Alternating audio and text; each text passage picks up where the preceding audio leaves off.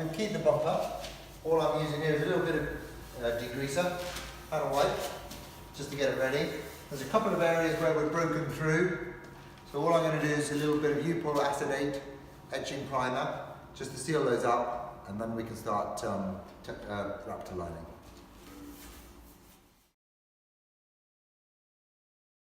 You must wear a mask, so this it is a really strong product. Any of these things, obviously bearing health and safety.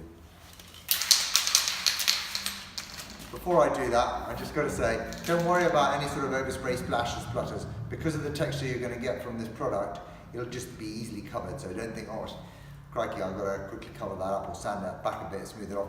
You don't need to do that with this.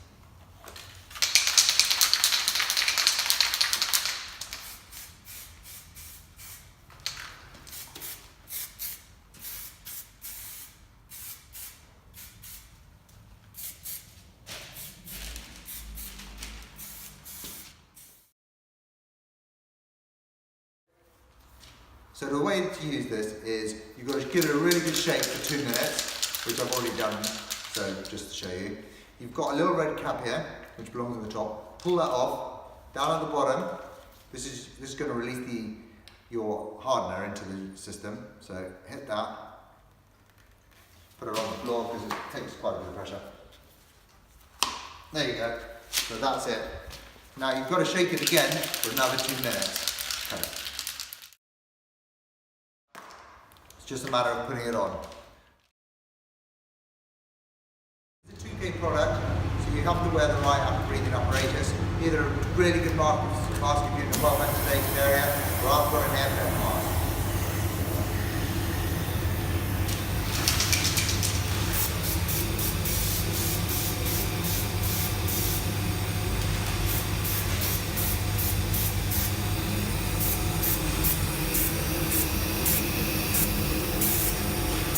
Really lovely. You're going alright?